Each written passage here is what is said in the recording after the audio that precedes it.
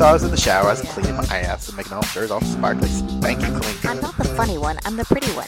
Cock shots. I just checked myself out. Candles, music, wine, and then lube up and get on top. The glory hole's like a big theater. I've imagined your family. Which means your pants had better come off. Mama needs playtime. I think We're not sluts. we just love love.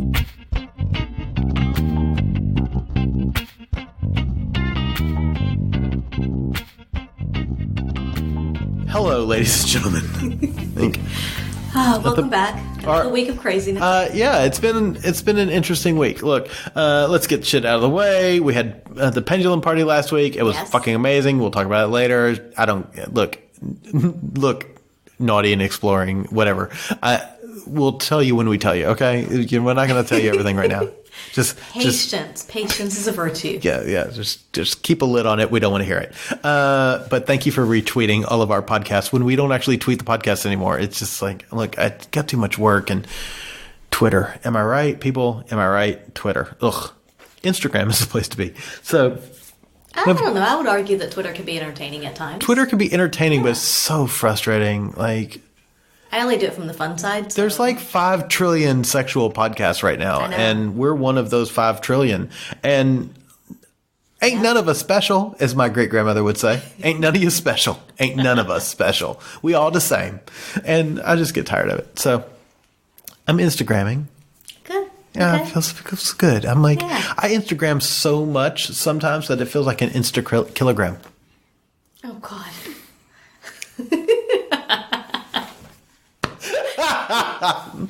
Oh, wow. Trademarked. I trademarked that joke. That sets the tone. There we go. That's what It ain't getting any better. people. It ain't getting any better. Just drink. I've been drinking. It's great. So Pendulum was amazing. It was amazing. So, but we'll tell you later. Coming up, we have a trip in November to Awesome Land. To Cancun, Mexico for the Life on the Swing Set takeover at Desire. Yeah. And if you'd like to join us, there are still a few rooms left. Not many. But it is November 2nd to 9th. And you can get in touch with us. There's information on our website, a link to the swing set, information about it. And you can also contact them. But get in on it. Come see us. It's going to be so much fun. It's going to be great. I'm so excited. I Last cannot year wait. was amazing, and I cannot wait for another year. I really cannot wait. And I'm raffling off, an opportunity to sit on my face for, anywhere between 3 and 7 minutes, whatever it takes. I don't care.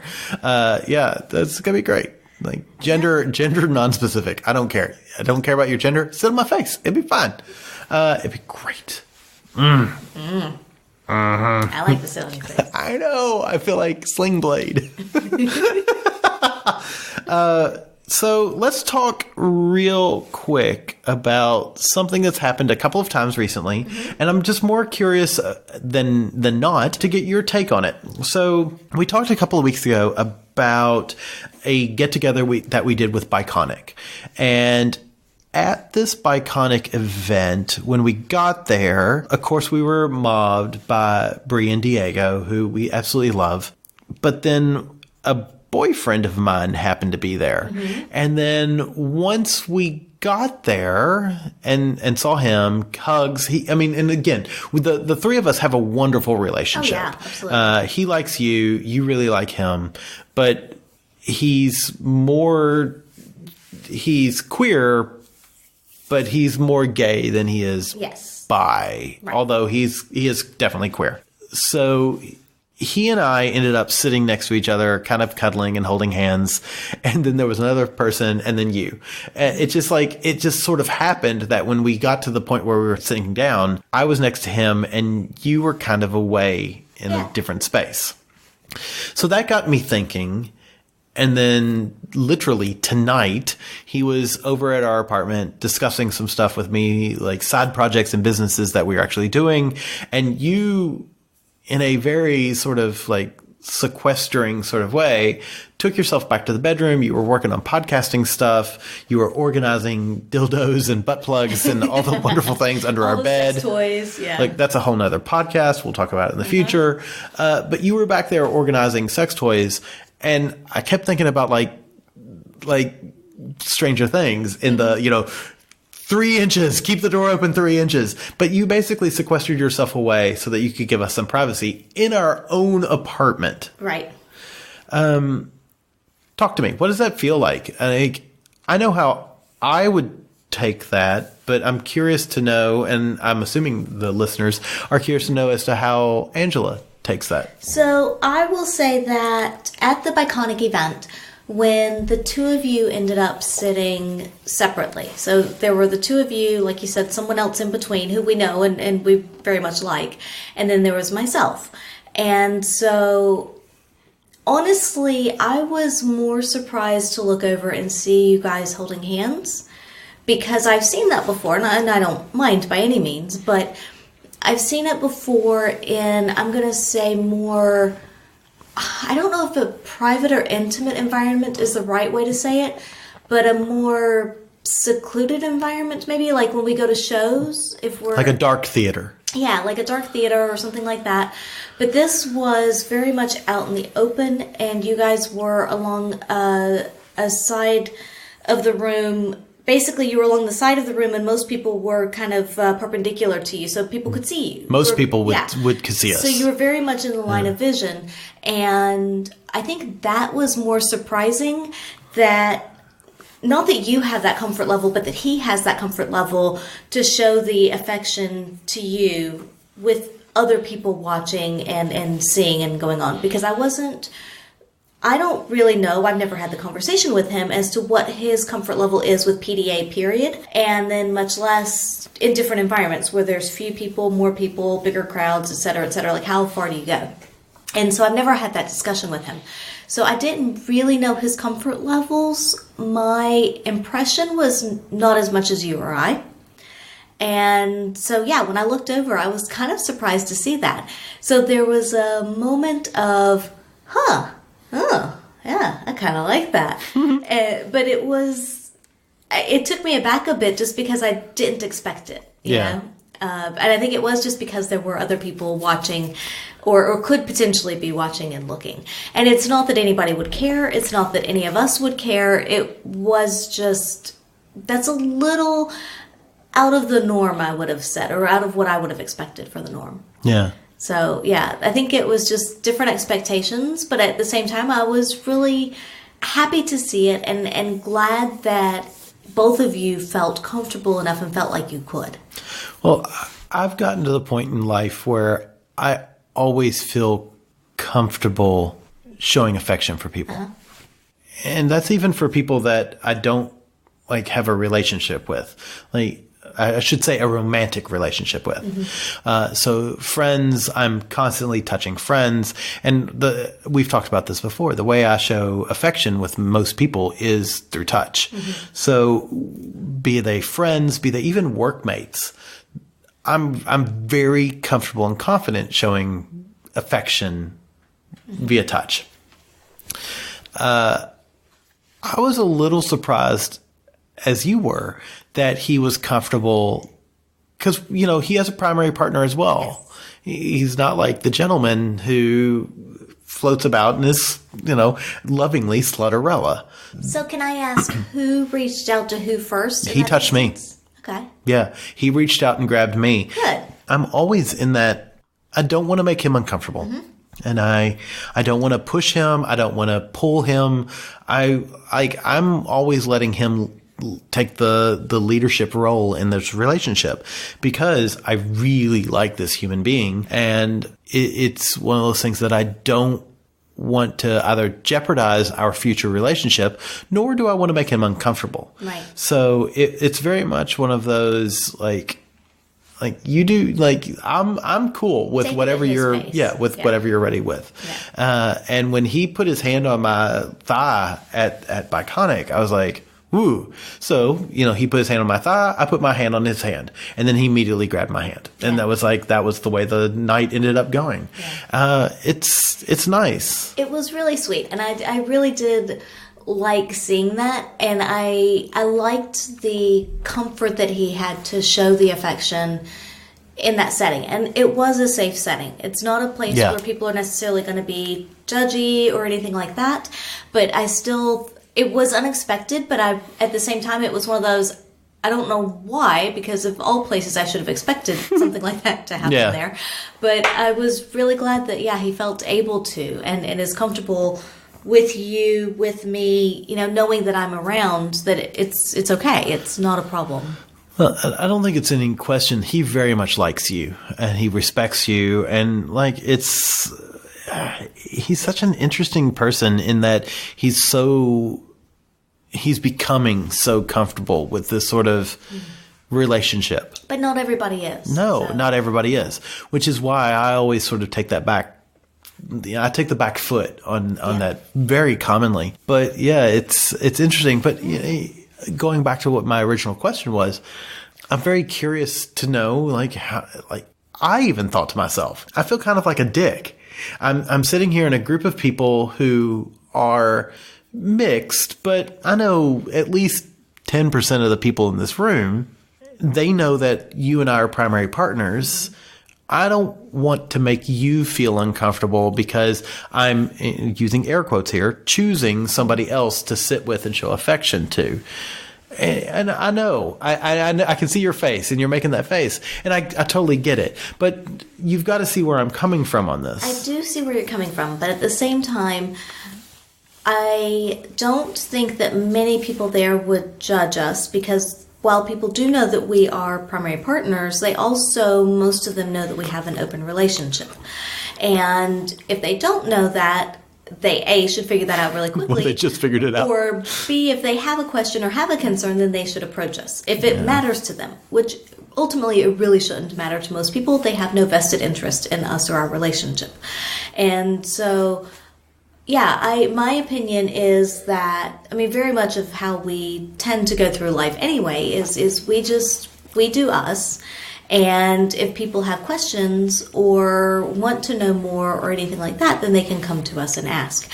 I'm not going to flaunt it in someone's face, but at the same time, it's going to be out there that, yes, we see other people. Sometimes we see them together. Sometimes we see them separately. But we're primary partners, but that doesn't mean we're only partners. Yeah. And I don't think, especially in that environment, an open relationship is not something that is so out of the realm of possibility that people wouldn't get it. Yeah. But even if, even in areas where it might be, it still doesn't bother me whatsoever. I know, and I think that's great. It's and I know that that's not normal for most people. I know that most people would think about what are other people thinking, I have to conform or I have to appear like this in this scenario, that kind of thing. And I will say that there was a time in life that I would very much try to conform to what people wanted, and it was exhausting, it was tiring, and admittedly some part of me has always bucked at that. Even growing up, I remember having a lot of conversations with my mom about, the fact that people expect us to be this way, but that's not how it is. Why can we not present ourselves the way we are? And so you're always pushed to conform and pushed to give people what they want or what you think that they want. But at the same time, if that's not who you are, then, there's that push-pull if you're not being true to yourself. And then you're not being true to them and portraying who you are. And I think as I've gotten older, I'm going to say matured, even though I don't know that I've matured. But I have definitely changed my stance on that, in that I'm much truer to myself, regardless of what people think. And I still think about other people's feelings, and I still think situationally, but at the same time, I'm not going to completely give up who I am just to make someone else happy in a given situation, with a few exceptions. But overall, yeah. So, much like Thelonious in Hamlet, this above all, to thine own self be true. Yeah. Yeah. Look, and I totally respect that. But you've got to also see where I'm coming from, where, I'm just terrified that I don't want to hurt you, and I don't want you to be, you're my primary partner. I know. But we're stronger than that. I know. It's funny. I think this is something that we could go on and on about, and I'm sure our podcast listeners don't want to hear our therapy session, but it is one of those things that, it's so important for me to constantly reiterate the fact that you're my primary partner, and that there's nothing that I would want to do to jeopardize this. And yet at the same time, I really want to explore other relationships. And I think it's interesting because we all suffer from that societal norms thing. Yeah. And, I'm sure it's something that I often think to myself, because I'm one of those that I say I love you to you probably more than you would wish me to say I love you. I use that phrase all the time. And I know that there's a few times where I'll say I love you and you don't respond, which is either because you don't listen or you're fucking sick of hearing it or whatever. And I'm totally okay with that. You don't need to respond to that. But honestly, I think it's important for me to continually say that to you because of these other relationships don't get me wrong, I also will say I love you with these people. But it's important for me to completely reiterate that because I'm always afraid that might be the last thing that I ever say to you is I love you. And I want to make sure that the last thing that I ever say to you is I love you, not will you pass the Worcestershire sauce?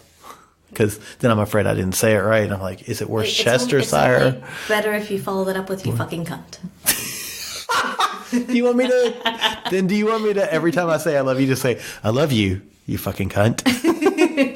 And then the time I don't say it, you'll be like, oh my God, he died. He died saying, I love you. But I know in his heart, he meant, you fucking cunt.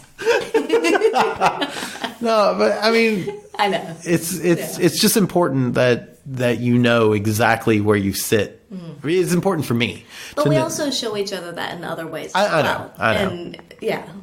Because, again, and constant listeners will know, but new listeners may not. I use the L word with this person that we're talking about from Biconic. I love him. So let's move on to tonight where he came over. Mm-hmm. We all had dinner. We did. And then you guys had, I don't know, businessy, whatever stuff to discuss. We also worked together. So yeah. Not work, but fun work. Yeah. And so you guys had other stuff to discuss. You wanted to hang out and just chat and whatever. And yeah, and so I know that I'm not a part of that. I don't want to be a part of that. You don't fucking care. Let's be realistic. I really don't. You get sick of hearing our... I have other things that I needed to do or I wanted to do. And that happened to be back in the bedroom. Yes, organizing sex toys, which we will discuss more on a future podcast. And other, podcast related things. So yeah, I had a bunch of other stuff that I needed to do or wanted to do. And so I sequestered myself back in the bedroom and basically worked on all of that stuff while you guys were up in the living room area doing whatever you were doing. We were working for some of it. Right. But and so, yeah. So, are you getting into it? I'm getting into chocolate. God damn, that was loud. I'm cutting that out. All that rattling, Naughty, Rocket. Are you going to cut it all out? I'm going to cut it all out. Can I do one thing for Naughty? No. Just one? You only get one. You better make it good. All right, I am going to make it good. Okay, that's enough. It's like ASMR. This chocolate is fucking amazing. So, yeah, so I basically sequestered myself back in the bedroom. I went back there. I started working on the things I needed to work on. I put in my headphones, just was in my own little world. I was happy with that. If you had gone out to meet him, I would have done the same thing. It would have been no different for me. So it's not... I always worry about that. No, I would not have said that it's okay or suggested or whatever if it wasn't. And because, like I said, if you... Arguably, you suggested him come over tonight. Yeah. Because, I've been unwell and, it just made more sense.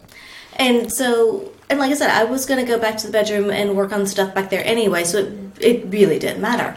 And so I knew that... Yeah, if you guys were up here, you could do your thing. Everybody's comfortable. You've got all the wine that you want, and I'm back in the room doing what I need to do, and everybody's happy. It's fine. I would say that I didn't feel uncomfortable by that. I can see where some people may have, and we did make sure with him that he wasn't going to feel uncomfortable with me being around. Right. But I very much wanted to, A, get my shit done, and B, give you guys privacy to do what you wanted to do. So I, closed the door, put my headphones in. Like I said, I just kind of did my thing back there. And it was perfectly happy. And I actually got quite a lot done. I was very happy with that.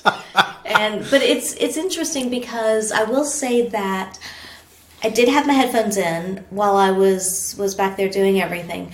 So I didn't hear anything that you guys were talking about. We laughed a lot. I heard some laughing because that's loud enough to go. Because your laugh carries. Your laugh carries. Like my laugh, my eating chocolate, my opening chocolate, So I did hear you guys laughing a bit, but that was all I could hear, honestly, over what was going on in my headphones. But it didn't bother me, and no part of me was curious to take them out and try to eavesdrop. I didn't really care.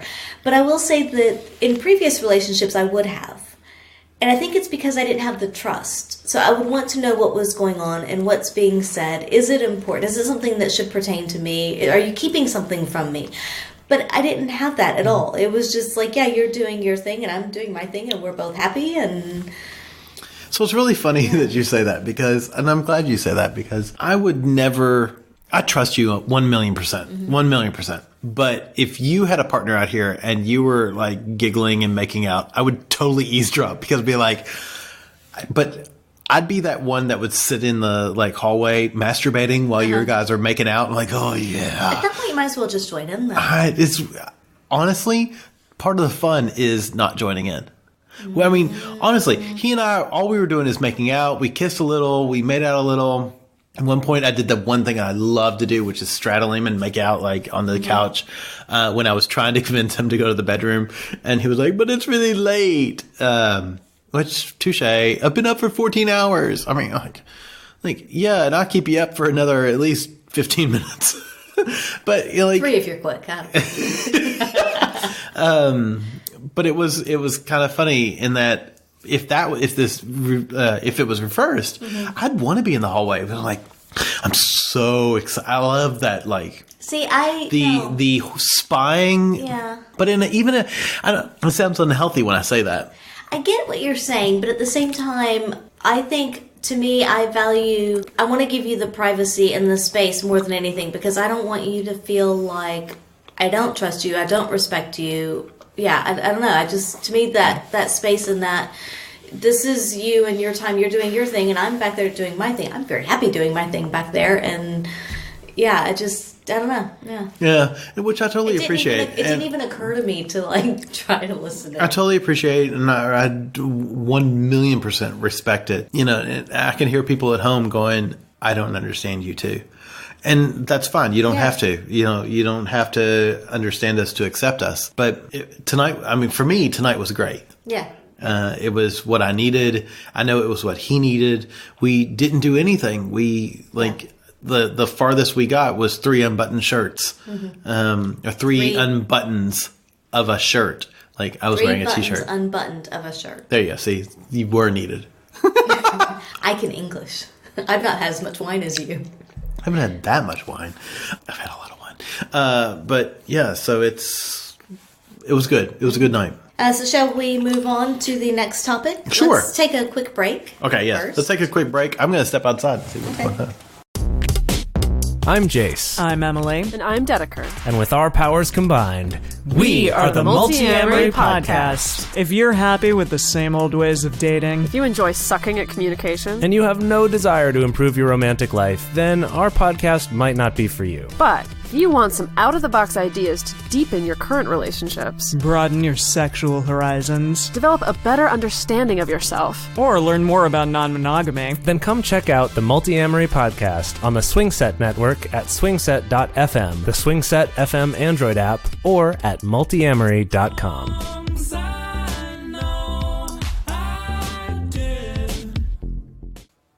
And we're back. Welcome back. Hey. DTF. All right, so we're going to move on to the next topic. And do you know what the next topic is? I do know what the next topic is. And what is it? I'm pretty sure it's Bicuriosity. Yes, it is. Got it right this time. Yes. 4th time's a charm. You should have heard all my other... Mm-hmm. My other ones were great, but she cut them all because she's mean like that. Yeah, totally mean. One of them was how to make $1 million off Bitcoin. She said no. Mm-hmm. Send your emails now, man. Mm-hmm. Bicuriosity. Yeah, so we've had quite a few emails about this lately. Apparently it is the topic of the month. I don't know. But yeah, so we've had, so basically what we've heard from people is that we throw around this term of bicuriosity. And we say, you know, we're bisexual, we're bicurious, you know, if you're bicurious, come to the pendulum party. So what does that mean? Would you like to help out? Oh, do I have to? Look, I feel like I need a disclaimer before I say any of this stuff. Do you want me to read the Wikipedia definition? Oh, please. That sounds like it's something that would save me. Because the Wikipedia definition is quite long and encompassing. Much more than the dictionary definition. So whoever wrote this... Like, Webster was like, fuck it, I don't fucking care. Just, you might like dick. You might like vag. That's it. Like, that's Webster. Right. Please give us the Wikipedia. So whoever wrote the Wikipedia one, this is what they wrote. Bicurious is a phenomenon in which people of a heterosexual or homosexual identity who, while having some curiosity for sexual activity with a person of the sex they do not favor, distinguish themselves from the bisexual label. The term is sometimes used to describe a broad continuum of sexual orientation between heterosexuality and bisexuality. Such continuums include mostly heterosexual or mostly homosexual, but these can be self-identified without identifying as bisexual. The terms heteroflexible and homoflexible are also applied to bicuriosity, though some authors distinguish heteroflexibility or homoflexibility as lacking the quote-unquote wish to experiment with ... sexuality, implied by the bicurious label. Oof. The term bicurious implies that the individual has either no or limited homosexual experience in the case of heterosexual individuals, or no or limited heterosexual experience in the case of homosexual individuals, but they may continue to self-identify as bicurious if they do not feel they have adequately explored these feelings, or if they do not wish to identify as bisexual. Holy shitballs, that's a lot of shit going on. I don't like the word phenomenon. That's introduced very early in that. Yes. But the rest of the definition I actually quite like. Yeah. I don't like phenomenon though. I am not a Bigfoot. I might be. There are only blurry photos of me, but I am not a Bigfoot. Yeah. So it's quite, I'm going to say, much more all-encompassing than the dictionary definition. Clearly. But what I think it brings up is, and it doesn't directly point to it, but it kind of alludes to something like the Kinsey scale. Yes. So you have this scale. The Kinsey scales is basically homosexuality to heterosexuality, and basically everybody sits somewhere along that scale. Most of us are in the gray zone somewhere in between. So bi-curious people would be much more towards one end of the spectrum than the other, than necessarily towards the middle. Yes, ones or fives. Typically, but could be twos or fours. I mean, you're self-identifying, right. And that's the thing, is that you identify yourself as whether you feel that you are bisexual, and we all float up and down the scale depending on time and circumstances and, you know, moods, hormones, everything can influence us, what's going on around us. But sometimes we're higher up, sometimes we're lower down, sometimes we're more mid. I'm speaking for myself. Some people do tend to stay more towards one end or the other of the spectrum, and that's completely fine. But I do think that it is interesting that they talk about heteroflexibility, homoflexibility, that kind of thing, because I think that those are terms that, in my mind anyway, sit more towards one end of the Kinsey scale or the other. Like, they're one of those, like, I'm kind of stepping my foot into things, I'm trying things out. I am curious, but I'm not, you know, I don't, it's like, the question is, how far down the path do you go? Yeah, look. And when does that label change from bi-curious to bisexual? And I think that's a very individual thing. I agree. And it's one of those things that is totally fluid. And I have a hard time with this because I feel like for me, and again, take this with a grain of salt, but the words bi-curious, or the phrase bi-curious, the word bi-curious, means that you have no active practical experience. I would say little to no. Yeah. Fair enough. Little to no practical experience with the gender that's either opposite or the same as yours, because I think a lot of us forget that bicurious can also be for homosexual couples who are curious into couples of not their gender. Because again, if we look at bisexuality, for me, the definition of bisexuality is I'm attracted to my own gender and genders other than my own. Right. That's the two genders that I'm attracted to. So I feel it's tough. It's really difficult because I don't know. I feel like the bicurious is that curiosity. I don't have a lot of information about it. I don't know much about it, but it's something that I'm interested in learning more about. Mm-hmm. So for bicurious people are people who might watch same-sex porn, opposite-sex porn, depending on where you fall on that scale. You are watching porn of a gender of which you're not most typically attracted to. Mm-hmm. So I also think that an interesting way to think about it is that, and we've always said, like with bisexuality, that it's not necessarily an action. You don't have to have sex with someone of your non-preferred gender in order to call yourself bisexual. That it can be an emotional attraction, it can be a mental attraction, it can be a physical attraction, but something that you don't act upon. There's all different ways that attraction and that love that can look. And so for some people, bicuriosity may be watching porn that involves situations and genders that they're not typically attracted to. It could also mean thinking about or fantasizing about people that they may not have otherwise thought that they would be attracted to. It may be actions. It may be kissing someone of the gender that you're not typically attracted to. It may be performing oral sex on or receiving oral sex from. And just because you receive oral sex or give oral sex to someone doesn't mean you have to reciprocate. Depends on the situation. If you're not really into that, just, again, anytime you're in a play situation, make everything clear up front as to what you want, what you're interested in, what your boundaries are. But what that can look like and what you're interested in can vary greatly and also can be very person and situation dependent. Just because you may fantasize about performing oral sex on this person over here, person A, doesn't mean that you're going to feel the same way about person B, even though they have the same gender. Right. Like, it's not a universal blanket statement that, like, when I say I'm bisexual, I don't mean that I'm attracted to every person out there in the world. What they're You're not attracted to everyone that has your gender. Yeah. Nor are you attracted to everyone that doesn't have your gender. Right. It is situational and it's person dependent, and I think that that's really important to remember as well. Is that if you are curious, you can explore that curiosity, whatever the path is that you're interested in, whatever the action, whatever the thought, whatever it is that you may be interested in, even if it is just fantasy. Fantasy's okay. Like, there's nothing wrong with fantasizing about something and not acting upon it. That's completely okay. So just to add to what you're just saying, I think it is totally okay with, if you've never done anything, for the sake of, to be absolutely honest, for the sake of me being, a few wines into this night, I'm going to say men and women. When I mean genders of which I identify with and which I don't.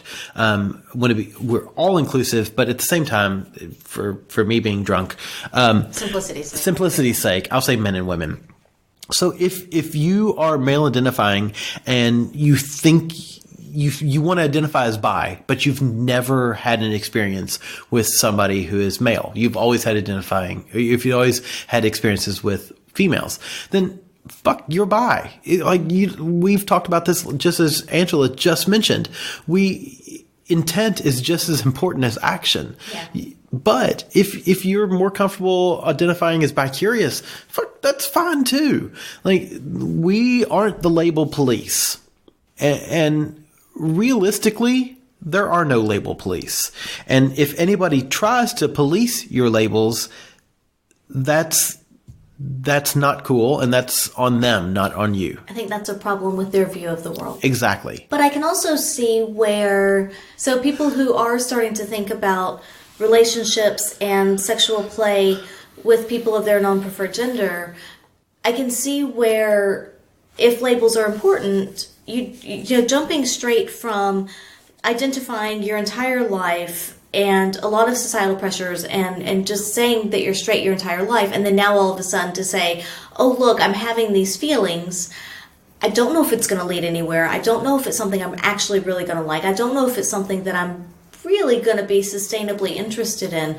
So I don't know that I can jump and make my label now change to bisexual. That's a pretty, for a lot of people, that's a big jump. That's a big leap. Yeah. And so it's hard to go straight from one to the other.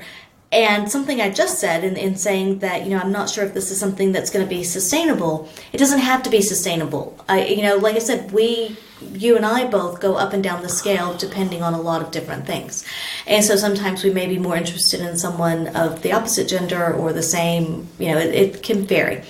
But Bicuriosity can be a stepping stone, and it can be, and some people stop at that stepping stone. Some people never progress any further, and that's completely okay.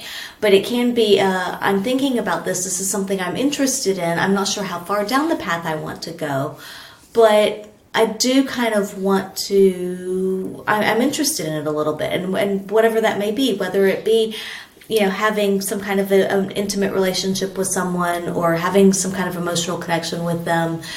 Again, you're self-identifying. So however you want to label yourself for wherever down this path that you go, that's completely okay. Yeah. And I think that's the main thing, is that you're okay with how you label, but more than anything, don't let other people force labels upon you, and don't let them tell you that, just because you haven't had sex with someone of your non-preferred gender, that you're not bisexual or something like that. It's all about how you see yourself and how you feel like identifying.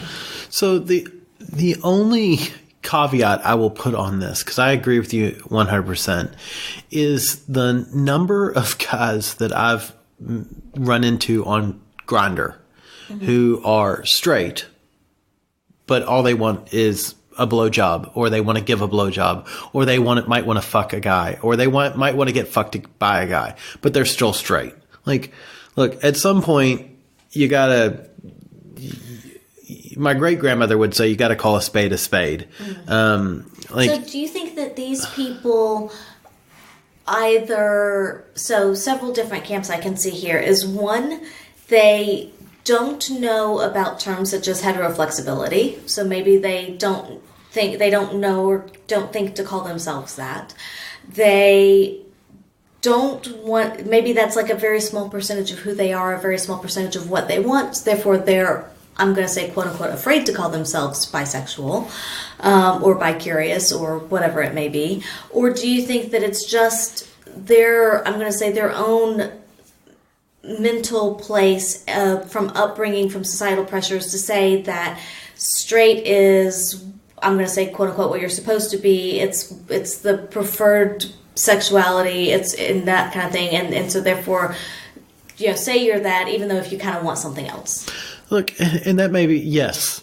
Honestly, yes to all of that. Have you ever talked to the guys about this? I've tried. And it's really funny. I've got screenshots of conversations I've got with guys, and it's very much, it's frustrating. At best, mostly it's frustrating. It's typically these guys are guys in relationships, and they're in just denial of the fact that they're enjoying what they're doing. And that might be because of societal pressures. That might be because of their own denial of acceptance of things. And it's sad. Honestly, you look at these poor fellas and it's just depressing. Do you also think that maybe they justify it to themselves and say, I'm not cheating because it's a guy, it's not a woman? Absolutely. And that's because, it's very little different than those guys that are like, well, you can, when they look at their partners, female partners, and they say, well, you can date any woman that you want, but don't date a guy, because, women aren't threats. Right. Well, and the same thing, like, and this goes back to the gender, the bisexual gender inequality, which is, as long as I'm fucking someone of the same gender, they're not a threat to the real relationship that I have, because they can never be a valid real relationship. Which is fucked up. It infuriates me, which is admittedly why I sometimes have trouble with the phrase bicurious, heteroflexible, homoflexible. Because you don't feel like they put enough weight on the relationship? Is that it? Yeah, it's like these things are real. Yeah. These aren't just like, these aren't things that, these are real people, and these are real things that you can't just toss about and act as if they don't have feelings. So for me personally, if you consider yourself bicurious, my definition is that you have, again, little to no experience with the gender that you're curious about. And admittedly, that's only because of my experience with people in Grindr and people fucking at the fucking train station. That's the way people act about it. It's really frustrating, and and I feel bad about that, but that's just me. Like, homoflexible and heteroflexible, I get. That's a brand. That's a subcategory of bisexuality, in that you're either occasionally you'll branch out and play with the other people. But if you've played with somebody if you're bicurious and you've played with somebody multiple times that is not of your preferred gender, or if is not of your expected gender, I guess I should say, if you played with them multiple times, after 2 times, 3 times, you should know whether you're curious or not. You're no longer curious. You're either interested or you ain't. And I think that's my problem, is I come back to Grindr and I see these guys who are bicurious, and you talk to them and they're like, oh, you're bicurious. How many guys have you hooked up with? 30. Well, you're no longer curious. You're now bi-interested. like you're bi-invested. Wait, is that a new term? Can we? Bi-interested, bi-invested. You are bi. It's like, and I think that's my problem with it. And I don't mean to exclude anybody, but it's just frustrating you can't be bi-curious after hooking up with 10 different guys. You're no longer bi-curious. I think that takes weight and importance away from bisexuality, and it just proves that to bi erasure. Yeah, that just proves that it's a term that people aren't comfortable with, that has no value, that is dangerous, and it's hurtful. It's hurtful to the community. Yeah, and that very much plays into the whole bi erasure and the fact that it's not a real thing. It's not important. It's not something that we should value. But very much so. I want to say, if you haven't had those experiences, then bi-curious is absolutely valid. Yeah. Like, if you've only watched porn or if you've only read erotica, then yeah, it's totally valid. But once you've done it a couple of times, you gotta and once you know that you like it and you want it, pick a camp. You either like it or you don't like it. Yeah. And like we always say, we're trisexuals. Yeah. You try things 2 or 3 times to make sure that when you hated it, you actually hated it, or when you liked it, you actually really did like it. I'm okay with that as well. But once you get into the double digits of trying it, you should know. Come on. Yeah, I tend to agree with that, for sure. Because at some point, you either know that it's something that I am actually interested in, I do really like it, or no, this really isn't working out. Like you said, once you get to the double digits, if it's not working out, you should probably stop trying. Yeah. Like, literally, the number of guys I've talked to on Grindr who are, and I quote, bi-curious, and it's just like, clearly all they want are blowjobs because they're not getting them at home. Right. And you're like, ugh.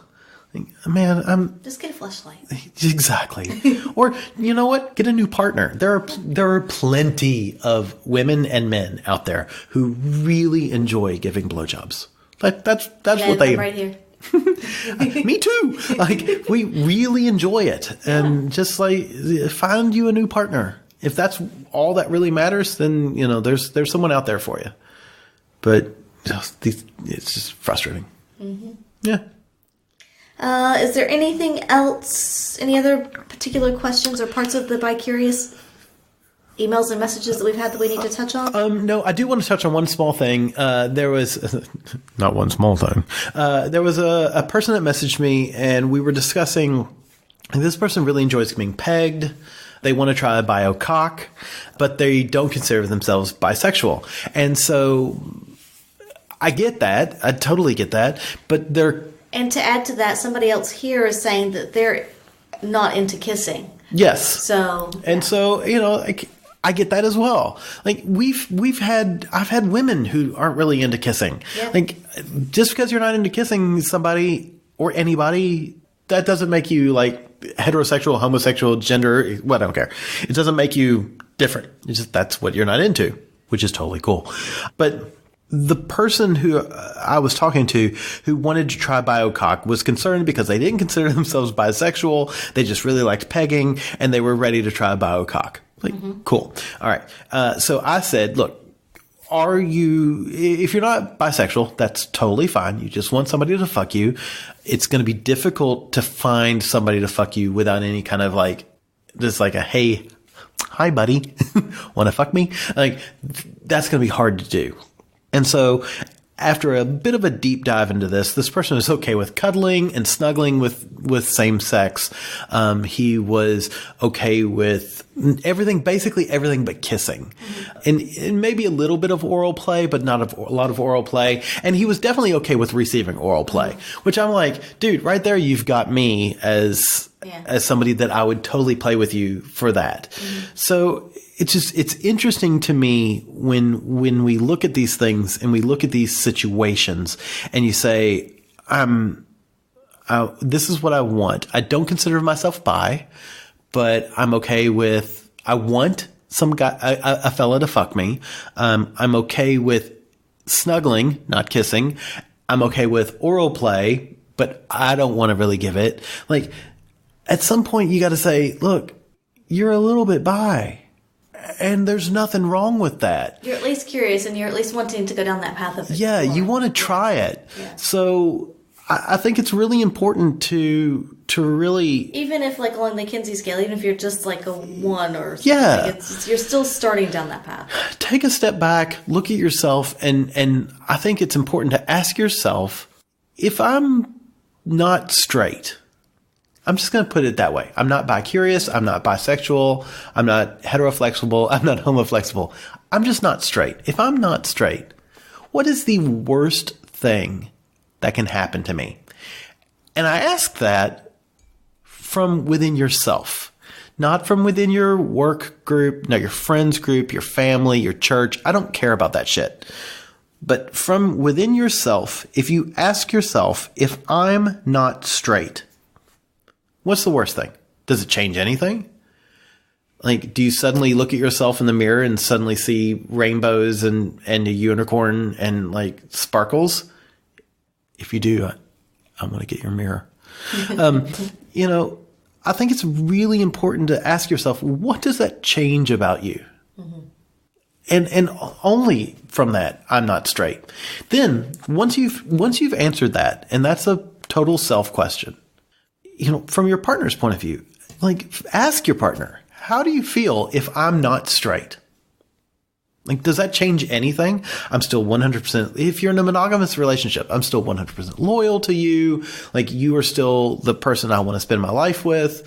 Like, the way Angela and I've always talked about it, like, you are my home base. You are the person that I will always come back to, but I'm not straight. Does that change our relationship? Does that fundamentally change anything about you? The answer is no. It's so frustrating to have these conversations with folks when when they have trouble asking that question of themselves. And it's upsetting when they come up with an answer other than no, because realistically, it doesn't change anything. As long as your partner loves you, as long as you have an open, honest conversation with them, it doesn't change anything. But even if you don't even include your partner, if you just include yourself, there's nothing that changes that person that's in the mirror. And it's frustrating. So you bring up a good point about even if you're in a monogamous relationship, because we do know a number of people who identify as bisexual, even both partners in the relationship identify as bisexual, and they are in a monogamous relationship.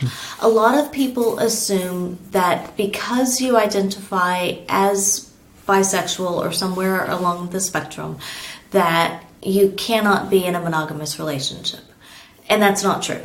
Now, we happen to not be in a monogamous relationship, but that doesn't mean that you can't be. You can still be bisexual and still be in a monogamous relationship. Yeah. You know, those two things are not mutually exclusive. Because we know straight people that are in non-monogamous relationships. I know. Ooh, crazy. I know, right? Oh, I'm glad you're sitting down. Yeah, so I do think that's one of those assumptions that people kind of jump to when they think about bisexuality, and it's not a fair assumption by any means. Yeah. I went and ranted along for a long time, and I'm sorry, but it's something that's very important to me. Yeah. Do you have any other final thoughts? No, I don't think so. Not on this one. Cool. Look, we really appreciate your thoughts and your opinions and your passion that we get in our messages on these subjects. And I know it's something that's important to you. It's something that's so important to us. And if you have your own thoughts, comments, ideas, opinions on bisexuality and specifically, but also, being bicurious or being heteroflexible, homoflexible, wherever you fall in that scale and however you label yourself, we're interested. So send us messages, send us information. You can email us at theatomsoflove@gmail.com. You can message us on all social medias at By the By Podcast. We have, if you like this podcast and want us to continue on making more podcasts for you, you can support us on our Patreon site, www.patreon.com/bythebypodcast. Yeah, we appreciate it. And we'd love to see you at the next Pendulum Party, which is coming up in September. And or at Desire in November in Mexico. Yeah. So, yeah, and we'll see you soon. Hi, this is Jace, co-host of the Multi-Amory podcast. We offer new ideas and advice for multiple forms of love, everything from conscious monogamy to ethical polyamory and radical relationship anarchy. And you're listening to a Swing Set Network podcast. Find us and much more at swingset.fm.